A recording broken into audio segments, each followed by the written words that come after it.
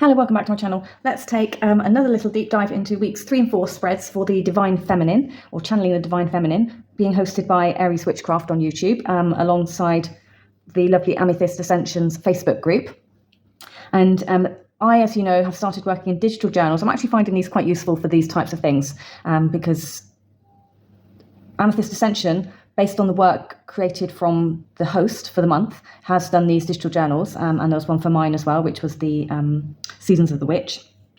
And this is for people who want to journal, but otherwise, us as creators also create our own kind of handouts, things to go along with it. So sometimes it's just digital prompts, or when I say digital prompts, it's a visual prompt that gets put into the Facebook group, or it might be a PDF that's paper, downloadable, if people don't like doing the digital journals. But I actually have really enjoyed using these, and it just means I've got a set of journals for different works that I've done throughout this year so far. So I'm a big fan. I'm really grateful to Rochelle for doing these, because these are, as I've said, she's created them, and you can download them for free, or at least give her a little donation towards them. So she's not put a big fee on these, which is also a really generous thing for her to be doing, alongside all the creators that are joining in and doing all this work with us, and helping us through. Because as I say, we are all creators, and we're just working different ways to use the tarot, to explore, to narrate your life path, and work with it. With this, obviously, the caveats are, if you feel the topic isn't for you because it's a trigger to you, then that is where you would use your own personal divine feminine judgment, and you would choose to maybe not step into certain aspects that might trigger you, or you may choose to, they may highlight, and you may decide that is highlighting that you need to now go and seek perhaps some help from other people, professionals maybe, that can just help you with whatever it is that you've uncovered or come across. So always with anything like this, when you do a tarot reading for yourself, is always that little caveat, isn't it? Reader beware. So I just want to say that at this point, really. So I've done weeks 1 and 2. I don't really show these much. So this is what I mean by a visual prompt. I've taken this from the Facebook group, and I just stuck that one in here. This was the last one I think I saw in there. So that's there. So for week 1, we had a spread that was created by Courtney, and then Rochelle has very kindly digitalized it and put it onto a downloadable card, or whatever you want to do with it. So I've popped it into the journal, and that was my spread for week 1. And with the decks that I was using, with the dragonfly, I got a ritual handed out from the guidebook. So I did my ritual, and there's my picture there. And actually that one I did in week 2's video. If you want to see it at the start of week 2's video, it's there so that you could follow along if you chose. For week 2, we had the Wisdoms Within spread. This one was really interesting. My cards probably told me off, in particular that Prince of Swords up there, told me what happens if I don't, or if I ignore wisdom from within, in no uncertain circumstances. And I think I do need to say, I ignored again my wisdom within last week, and things went a little bit Pete Tong. I was busy, I was distracted. I thought I had a link from a family member sent to me. It turned out it was a duplicate account on Facebook. Of course, it always is, isn't it? I wasn't at home, I was on a bus, so I was not in my usual place of mindset. I was busy, and I was like, oh yeah, I need to do that now quickly, and just kind of like click the links down through, asked me for my bank details. Obviously I put them in, and voila, I got home, and something happened in the transaction where it said it had verified my VPN. I was like, what? Why is it, what? And also the transaction was different to a normal one where I normally pay through PayPal, because I use those for safety. And this one just wanted direct bank details. So I was like, oh, okay, Emma, here you go. And then, yeah, not Emma. Didn't listen. Something felt weird when it asked me for the bank details, but I was like, no, it's all right. And then my bank even asked me twice in the transaction. I was like, no, it's fine. Yes, I know who it is. Yes, please stop asking me the question. Got through it all. And then it asked me for my details again. Now that's the point where I was like, hang on a minute, why are you re-asking me for my details? Oh no, I've done something wrong. I ignored my gut feeling, and I just carried on clicking through because I was in a rush. Which resulted in me having to come home, spend an hour and a half on the phone trying to cancel my bank card and any transactions that have happened since the transactions I knew that I had done spending, because hence the reason I was on the bus coming home. And there we are. And here I am 5 days later, and I still have no bank card. So, didn't learn my lesson. I did spread. With that, I did get like a shadow worky kind of thing to do, where you list out things that are important to you. You write the pros and you write the cons to the things that are important to you. So I have done that there, and you can see it, but I'm not going to read it out because I feel like that's a bit more personal to me. It was interesting though, because when I was like trying to think of things that are really important to me, I noticed that I used broader term words, so things like choice, variety, rather than 10 million tarot decks, or, you know, it was more like yes, I like to have a large tarot collection, but the reason for the tarot collection is because I like to have choice and variety. And then when I boiled it down to choice and variety, what is it about choice and variety that I like? It's because I don't like to be boxed in. I don't like to be having my wings clipped. I don't like to feel limited. I like to feel the world is my oyster, and I can, you know, spread my wings and choose from an array of my desires. So it was just things like that, and that was actually quite an interesting little episode of journaling to do. And I do recommend, again, if you want to find out about that one, I did read it out in week 2 when I did my spread. So, excuse me, it's been a long week. So here we are on to week 3. Hell hath no fury, like a woman scorned. So we are going to do the current dark feminine archetype. How do I internalize my anger? What is the deep root of this anger? How does society lead me to my anger and guilt? And how can I best embrace my sacred rage? So Courtney did a video on sacred rage and alive. So and it took a different turn. So the people in the chat obviously govern how the discussion goes, and they took the chat in a very different direction, but by embracing their own sacred rage, power, energy, which was really beautiful to see. And Courtney then did a few follow-up videos to discuss other things and other points that she would have liked to have been able to discuss. But naturally, the beauty that came out in what was going on was a community of people feeling like they could discuss things. And it was just, it was really organic and lovely space to see that coming through and then supporting each other. So that was lovely. Right then, so let me just get, what do I need? I need the witch deck. Hang on. Okay, I apologise. I forgot to press record again when I got my deck, and here we are. So the spread is out. I didn't want to fake that. So here it is, and let's just go from here. Current dark feminine archetype. I chose the woman in total control of herself mass market deck, or I have the mass market version rather, and I got the Phoenix. So I thought that was really apt actually for my current dark feminine archetypes. So this work is about rebirth, growth, change, transformation. So I thought that was actually really cool, the Phoenix, and I just want to read from the book and see. I haven't done this bit yet, so what do we have here? So you can see my spread.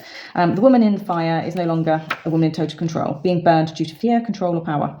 The woman in fire today is a phoenix whose regeneration alights us with dreams of what we still can be.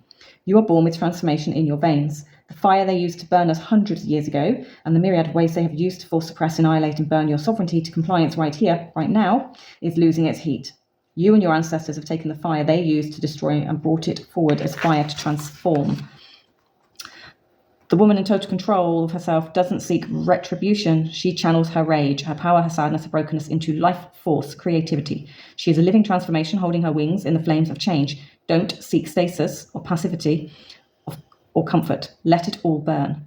Burn with it to discover the indestructible philosopher's stone at the bottom of the alchemist's bowl. It is your soul revealing its indestructible nature. Let this time of change shape your life to become the flaming legacy of your phoenix spirit. So powerful, very powerful. So that is the kind of archetype within which that I lean into at times of my dark feminine, I suppose, with my sacred rage. I say that because I haven't really got any rage at the moment. I rarely have rage, like proper rage. But this is where I go. So I like the fact that the transformation just relates to the work that I'm doing here as well, and in transforming my divine feminine energies and awareness of them and sharing with you, I suppose. Right. How do I internalize my anger? So I have the Three of Pentacles, and that to me immediately for me felt me, myself, and I, but work being the key word on this card. When I'm in work, obviously I have to be professional, so therefore, yes, I do have to internalize my anger when I'm at work. If I took that, that completely, obviously in work, it's more than one person that's creating my problems, and again, taking that literally. But if it's me, myself, and I have to work on it when I'm internalizing my anger. So I do work at it. It's a constant work for me. It's not a done and one deal. So it's a continuous transformational type of work that I'm doing to continually evolve. If I can pick out what it was about something that created the rage, then can I work out, think back to when I first felt like that and what caused it then. That's probably the trigger that's still triggering me now. That's how I like to work. I like to go back to, if and when I can be bothered, I'm not a saint here, but when I can be bothered, I like to what was it that caused me to feel like that, like the first time in my life? So I don't know, I'm in a car, somebody cuts me up, and we all know, women are worse than men, the holy what's it comes out and scorns anyone that gets in our path. When was the first time I felt that build up, that need to implode? And what was the cause for it? What was the trigger back then? So that's what I do. I go back to that and I try and work on that and remove it or recognize it. So next time I'm like, oh, hang on a minute, this really isn't about you, because otherwise I can be the most sharp-tongued person you will ever come across. You will never come across and you will never cross me again type thing, you know? I will eviscerate you with hate, spitefulness, just because I can, not because I want to, but because you pushed the right button. And I think that's what I've been working on for the last several years. And I think that's a very dark place to be stuck, is that place. But I can spot it now in other people when I see it, which allows me a bit more compassion than when I am dealing with them, rather than me meeting them blow for blow with, well, if you're going to talk to me about that, here's how I'm going to talk to you. It does allow me to be a better person in myself, my receptivity, and how I talk to others. So here we have, what is the deep root of this anger? Interesting, this is a person that relates straight into Estonian and Finnish folklore as well, and her name is slightly different. It's not Hel, but it's one that links to my name, and I never knew that years ago, but I've always had an affinity with Hel. I don't work with her, but I've always felt affinity to like some kind of connection here. Maybe if I ever chose to work with deity, that would be who it is. I don't know, but I don't. I've had Hecate ask me to work with her or invite me to work with her, and again, I haven't. But I know most people are like, the Morrigan, Lilith, Hecate. Me, not so much. Because as I said, I don't particularly work with deity. I work with balance, I work with lunar soul, I work with Father Sky, Mother Earth, and Spirit. That's my well-balanced kind of how I work and whom I speak to in my life. Let's just take a look at this. Hel, the queen of the dead, with her serpent, reveals her underground fire pit that used to be likened to the boiling cauldron of regeneration. So we've got that regeneration going on again here. So it's affinitive. So transformation is possibly the deeper root of the anger. The Viking's fiery mother Hel, or Hol, wears a sprig of her sacred holly. Interesting. I've had holly in all of my houses that I've owned, and I do actually. Somebody asked me what tree do I have, a great deal of respect for, and I just popped the holly down. So that's curious. Let's see. So we've still got breadcrumbs popping out here, being linked without me even realizing. I'd never read about that holly sprig before. Displayed each year at the Yule midwinter solstice to signify the rebirth of the sun from her deep infernus. As Queen of Wands, she stands for fiery qualities, warmth, ardour, illumination, benevolence, comfort, accompanied by danger of destructiveness if she is not treated respectfully. So we got that going on again. So the deep root of this anger, people disrespecting me. I suppose it's actually going to be that, isn't it? So that goes back to that shaming, people shaming me. So yeah, if you treat me disrespectfully, it does bring up that side of me that I probably would rather not release, but actually, if you're stupid enough to poke the bear and bring it out, you're kind of going to have to deal with what you've done, is my opinion. So number 4, how does society lead to my anger and guilt? Control. Controlling, trying to set rules that don't make sense. Make it make sense is what I say. If you can make it make sense, I'll follow. If you can't make it make sense, do not ask me to follow, because I'm not going to. I'm not going to be blindly led down pathways where, from past history, you end up in trouble because you never questioned it. You didn't use your own sense of safety or being or intuition, gut, all those things. Like me not following my gut when everything was saying, don't send your bank details. And I was like, yes, let me send my bank details right here. Bing. And got caught out with the scammer on the bus. So that was just wonderful. Again, if I had thought about it, paused, waited till I got home, I would have been in a better place and probably wouldn't have done what I did. I wouldn't have got caught out. So there we go. And then how can I best embrace my sacred rage? So I finished up with the Oracle deck from the Dark Magic Oracle, because I have really been enjoying the kind of shadow work projects that come out of this. So this one's saying, pure, honour your temple. How can I best embrace my sacred rage? Is to honour it, to not dampen it, try and put it out always, to let it go, because occasionally somebody needs to see that, to understand you are not the person that they're going to get away pulling wool over your eyes. So let's just see what 25 says. And that's okay. It's okay to be gentle, timid, mild, but then to show somebody that you are no pushover. Yeah. Although it might feel hard. You might feel really bad for doing that, and you just need to honour that feeling as well at the time that you're doing it. Is that okay? But am I being proportionate in my response, or am I being like a crazy lady? Therefore, I might wind my neck in a little bit. But if I feel I'm being proportionate, and somebody just needs to know that no means no, then I think this is going to be okay. So the drowning in their own excess. This echoes the ancient Greek myth in which a youth named Icarus flew too close to the sun with wings made of feathers and wax melted. He fell into the sea and drowned. So I'm fairly familiar with the story of Icarus. I don't know if anyone else is, but that's one it's a beautiful story. You can go and look that up. The myth is a cautionary message: do not fly too close to the sun. Similarly, this card offers that now is not the time to take overconfident risks. Know your limits. So again, it's okay to know your limits, to be working within what's going on. Am I working within that? They can seem thrilling. It can feel important to partake of them, fitting with your peers. But the world, when pure, is drawn. The message is that it is time to stop or choose to say no. At this time, your wings are wet. You cannot fly. You're looking at things through a different lens of emotions. The card also has a positive side. The person is bathing in the element of water, which feels calm, soothing, and healing, while your emotions are feeling overwhelming, like you're drowning in an ocean of them. They're also a potent form of energy. They can take you on a new adventure and give you a deeper understanding of the nature of existence. Pure says, honor your temple and you shall know how to feel truly alive. So we've got feathery cards in 2 of the start and end look. So we have a synchronicity coming through there. We have the fire, hell hath no furies coming through. Shadow work, go for a walk somewhere in nature. Pick up a stone you feel drawn to, hold it to your heart, and meditate for a while on your habit or addiction. Think about the challenges and the pain it causes you. Think about the things you miss out on because of it, all the productive things that you could have been doing, what you have lost because of this habit or addiction or rage or anger, time, friends, money, health. Pour these feelings into your found stone. When you're ready, throw the stone as far as you can away from you and recite, I release the past that binds me, and no longer shall my addictions find me. Or I release the past that binds me, no longer shall my rage find me. Whatever you want to put in there.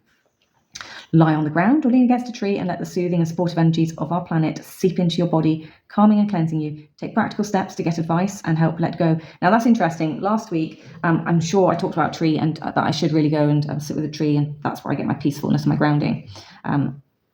So that's the 2nd week in a row now that the trees come in. So I clearly need to sit under the tree and not just tend to its surroundings in the garden. Daily practice, carry or wear a hematite to absorb negative energy. It is a detoxifying stone, and it does give us support for courage when we're feeling vulnerable. Drink dandelion root tea to cleanse or heal your body and calm your mind. Dandelion root, have I got any? Not edible dandelion root, so I might need to get some. Carry a feather in your pocket or bag to remind you of your desire to fly high. That's a nice little talisman to pop into your bag, but not too close to the sun. Put your personal wellness ahead of your peer pressures and escapisms. So there we go. That is week 3. I will do week 4 and add that to this as well, just so that we've got them all up and running. So thank you for listening to that one. What do you think? I'll pop this into my journal, and then for you, it'll be no time at all. We'll move straight into week 4. Okay, so we are going into week 4, but let me show you week 3 then. So the cover page, there's my spread, my picture, decks I've used, and my little write-up from what I chatted through on video. The shadow work suggestion for the pure card is here. And I may do the one with the stone, or I may just choose to go with the talismans section down here. So I haven't decided, but there'll be something on here, which is why it's in here. And then I've got a little bit of space here to take a picture or show what it is that I get up to. Moving into week 4, the creative expression spread. So what makes me feel powerful in a feminine way? How do I express my creativity? What parts of me wants to be seen and heard and expressed? And how have I changed during this process?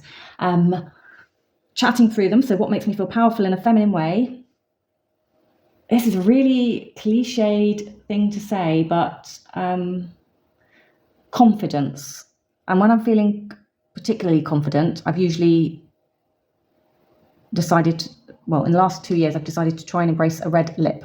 And that might be when I'm showing the most confidence, is when I feel that I can pull off a red lipstick. So, and that's not just because I'm dressing up, that'll just be because I'm feeling particularly confident, and I can carry that bold colour off. How do I express my creativity? Most of you know I do that through my journaling, through this YouTube outlet, through other crafts and things that I do, or making things. What parts of me wants to be seen, heard and expressed? Obviously my voice, my creativity, my journey, my channel, because I'm sharing it with you. They like to be seen, heard and expressed. From this perspective, if we're talking about creative expression. And how have I changed during this process? Tarot in general, my journey through the tarot and decks I use, I mean, there's been a big change in me, understanding me, the work I've done to myself, which is better. I'm a work in progress. I will always be a work in progress. I'm a learner in progress too. I don't know everything. I've done the be all and end all, but I do like to continue to evolve and expand and grow. I also forget things a lot because I'm at that stage of life, but I do feel that if I've forgotten something, it's because it wasn't actually serving me, so I didn't need it to start with. So there's a reason why it's left my brain domain. So let's have a look then. What makes me feel powerful in a feminine way?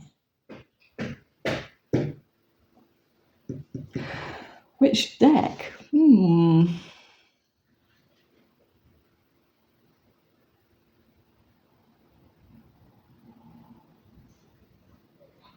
Okay, yeah, we'll do this. What makes me feel powerful in a feminine way, please? Oops, daisies. 2. Oh, opposing each other. Empress of Pleasure and the Priestess of Original Innocence. I mean, this was the one that came first, so. Well, Courtney, there's masculine and feminine right there in one answer for creative expression. What makes me feel powerful in a feminine way? Priestess, Original Innocence. Empress of Pleasure.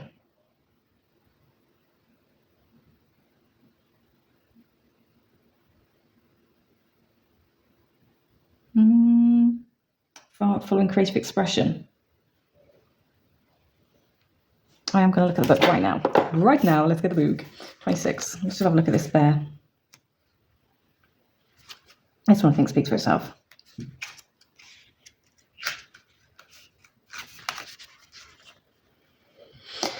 Even though much thought has gone into convincing you of your original sin as a means of keeping you small and disempowered, it's innocence that keeps pace with you, like an invisible companion, hoping someday to be noticed and loved.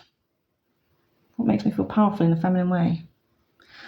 All you have to do is look at a newborn to understand this. No, I don't have to look at a newborn. We don't love the baby because of what it has accomplished, and we don't shame the baby for making messes or being loud, inconvenience as a child, treasure, blah, blah, blah, blah. Can't stand stuff about kids. Sorry, people. A witch knows her innocence is her most foundational nature and indulges the arms of that gentle awareness around her, holding her in a loving embrace. Now is the time to let go of any shaming thoughts, anguish, should have, or weighty doubts. You're being asked to transform the perpetual thought that is thought wrong. What is wrong with me? What is the way of me experiencing my innocence right now? You are a treasure. As is. Wrap that truth around you in this moment. Okay.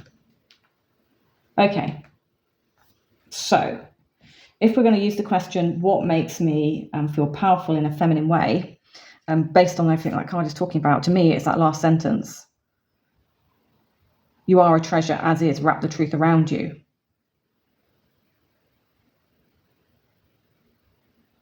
So, not feeling shame. So, not having shame, allowing myself to be what I am. And the bear, it's a big white bear. So the bear is that strength right behind me there. So we have the strength going on with the bear.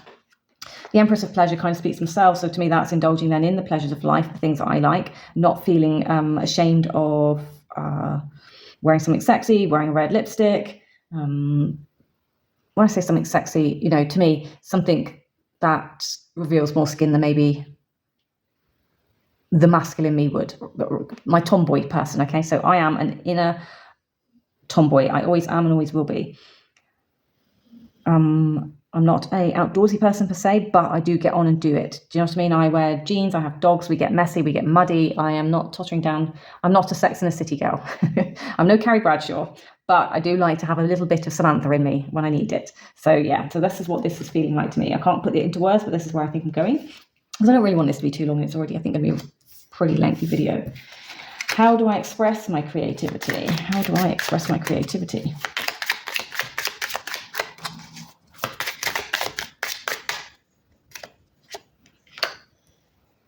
The world.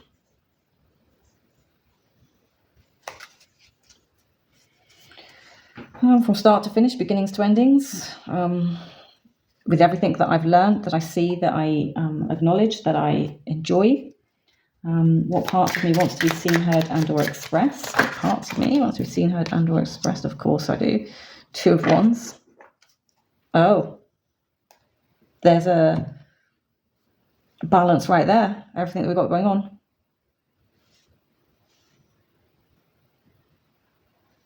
So all sides of me wants to be seen and heard and expressed, not hidden in the shadows. How have I changed during this process? With my creative expression, how have I changed with the process of creative expression? Allowing myself to be seen, allowing myself to be heard and seen and not being ashamed for it. Making myself seen. I couldn't be more making myself seen if I tried, could I, by popping these out on the tubes for people to stop by. Now this one's got quite a bit of text, so let me just see if we can like pop through as much as I can. Don't let this opportunity pass you by. The person on shore may have left it late to signal the ship, but their light is strong. It only takes a single flame to light the darkest of night. A spiritual aspect of this card is represented in the smoke wafting into the heavens, carrying prayers of hope, renewal, and wishes for positive change.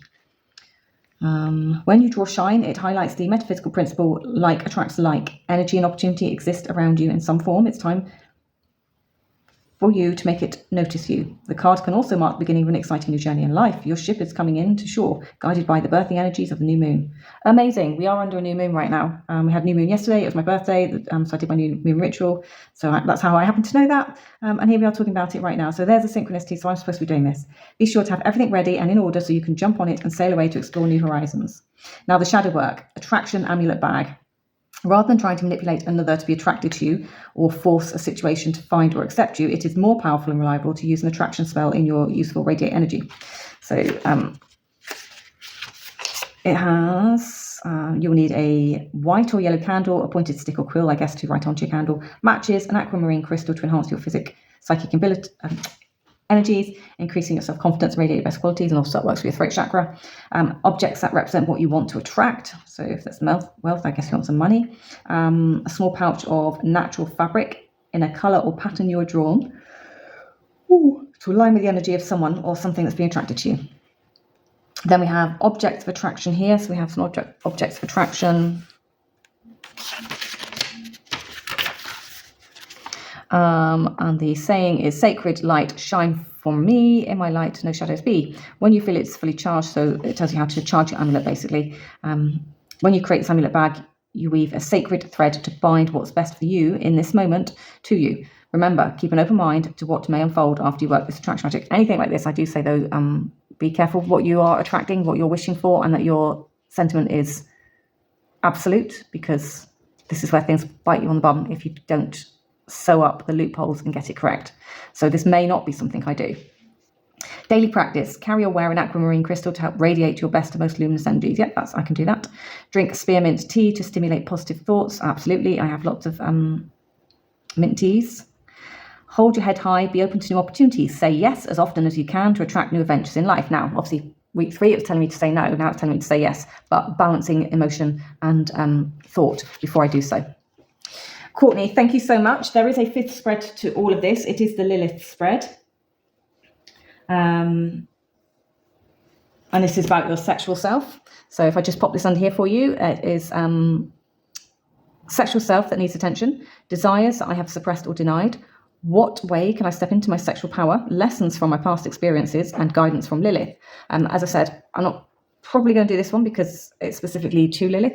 If I do find a way around it, I will let you know. But this one I'm probably going to leave off at the moment, and I might come back to it. It'll be there. It's there in my journal, and I can come back to it if I ever feel like I want to. However, this work that I've done with Courtney has been absolutely amazing. Thank you so much for putting all this together. Thank you to Rochelle for allowing us to host in her spaces, her Facebook groups and Discords and whatnots, Patreon pages.